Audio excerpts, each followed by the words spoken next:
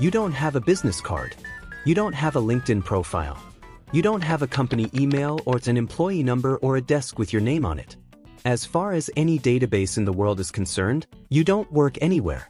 But you make $340,000 a year and you've never once missed a payment. Your official life looks like this. You're a freelance consultant.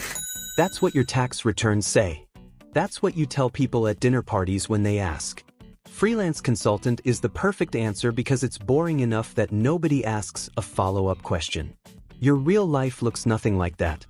It starts the way most things start, with a phone call you almost didn't answer. You're 31 years old and you're 3 years into a career at a government agency that tracks financial crimes. You're good at it. Really good. You can look at a corporate structure and see the fraud inside it the way a mechanic hears an engine and knows exactly what's broken. Your supervisor knows you're good. The problem is good doesn't matter much in a government agency. What matters is seniority, budget cycles, political appointments. You're going to be exactly where you are for another 8 years before anything changes.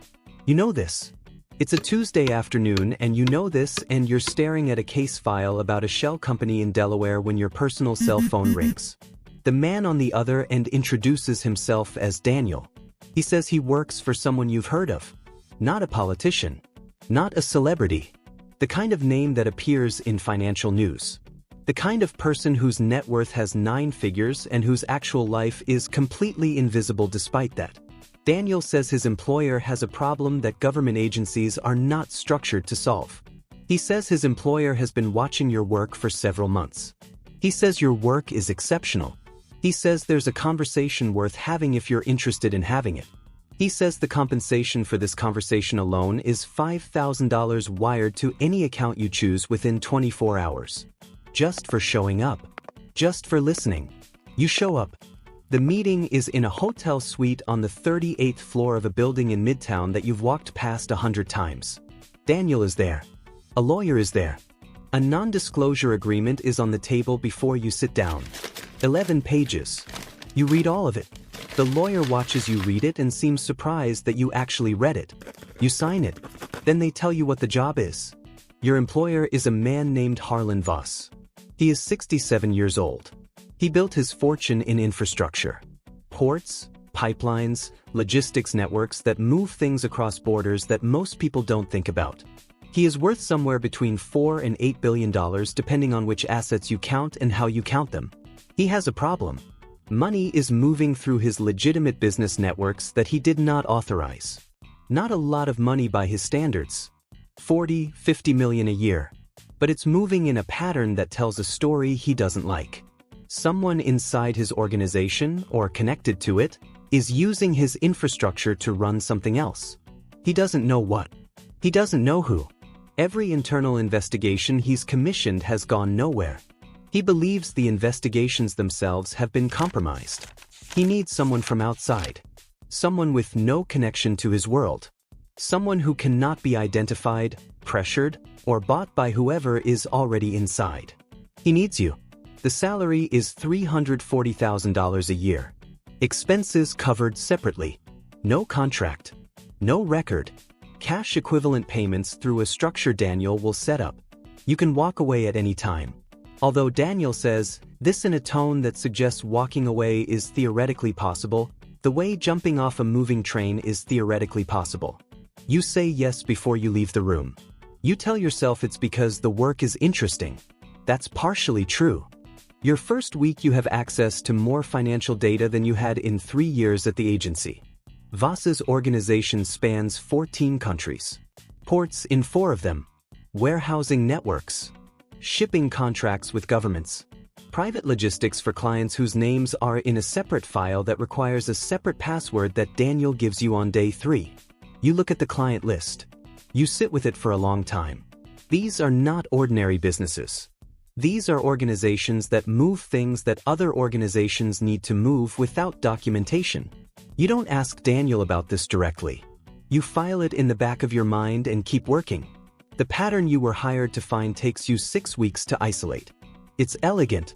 Whoever built it understood logistics networks and financial reporting and the specific blind spots that auditors consistently miss. Containers moving through the port in Rotterdam are manifested as one thing and contain another.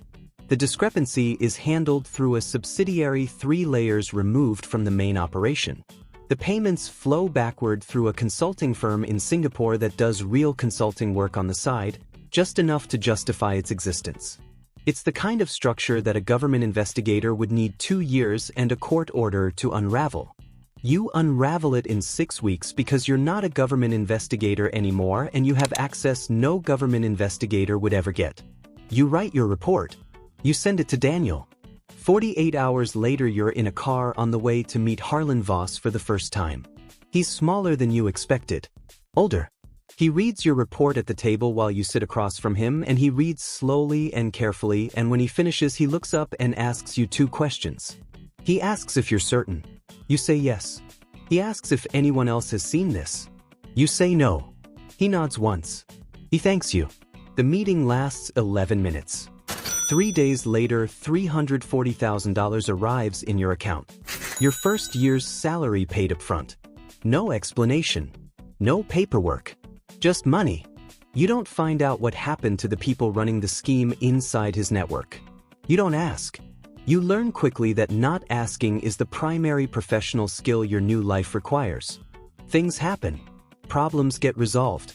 You don't need to know how. Your job is to find the problem. What happens after is someone else's department, and you do not want to know what that department looks like. The second assignment comes 2 months later. A shipping partner in Malaysia is submitting invoices that don't match the services being rendered. Simple overbilling. You find it in a week. Third assignment. A port authority official in a contract negotiation is simultaneously consulting for a competitor. Conflict of interest, straightforward, documented in 3 days. You're settling into a rhythm. The work is interesting. The money is extraordinary. You tell yourself this is not so different from what you did before. You're still following money. You're still finding things that don't belong. The only difference is who you report to and what happens after. Then Daniel calls on a Sunday night and the rhythm breaks. There's a journalist. She works for a publication that covers global trade and financial crime. She's been working on a story for 8 months about shipping networks used to move undeclared cargo through ports in 3 countries. 2 of those ports are in Voss's network. She hasn't published yet. She's still reporting.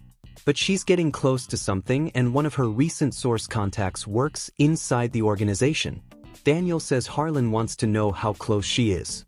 What she has. Who her sources are. He says your background means you understand how investigations like this are built. He says he needs a picture of her reporting from the inside. He says the compensation for this specific assignment is $200,000 on top of your annual retainer. He says it like he's describing a shipping invoice. You understand exactly what he's asking. This is not financial forensics. This is not following a paper trail. He is asking you to surveil a journalist, to identify her sources, to build a map of her investigation that Voss can use to dismantle it before it becomes public. This is not a problem inside Harlan Voss's organization. This is Harlan Voss. This is the moment where the line you thought you were standing safely behind reveals itself to have been behind you for some time already.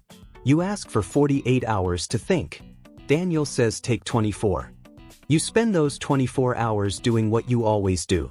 You follow the money. But this time the money you follow is yours. You trace back every payment you've received. You look at the structure Daniel set up for you in the first week. You look at it the way you would look at a client structure if you were investigating a client. And what you see, now that you're looking at it from this angle for the first time, is that the structure is not just a payment mechanism. It is documentation. Extremely well-constructed documentation that connects you, by name, by account, by a series of financial decisions you made freely and with full understanding, to Harlan Voss's off-book operations. Every payment you received is a thread. Every assignment you completed is a record. If any of this ever surfaces, you are not a whistleblower. You are a participant. You have been a participant since you signed the NDA on the 38th floor, and you didn't see it because you were looking at his problem instead of looking at yours. You call Daniel back in 18 hours. You say you'll take the assignment. You say you need access to certain databases to do it properly. Daniel says of course. He sounds unsurprised. You wonder how many people have sat in the same 24 hours you just sat in and come to the same conclusion. You wonder how many people Daniel has watched make this call. You suspect the answer is enough to have made him very patient about waiting. You are 33 years old. You make $340,000 a year and officially you make nothing. You know things about the financial architecture of a man worth $8 billion that his own lawyers don't fully know. You have no colleagues, no office, no one who knows what you actually do. You have an apartment that costs more than your government salary ever would have covered, and a personal encrypted drive with 4 assignments documented in full detail, and a journalist somewhere in a city you haven't identified yet, who is pulling on threads that are closer to you than she knows. You open your laptop. You start with what you know. Journalist. Trade publication. 8 months of reporting. 3 ports. You're good at finding things. You've always been good at finding things. The question you haven't answered yet, and the question that will define everything that comes next is this. When you find her, what are you actually going to do? You stare at the screen. You start typing. You tell yourself you'll figure that part out when you get there. You've been telling yourself that for 2 years now. About a lot of things.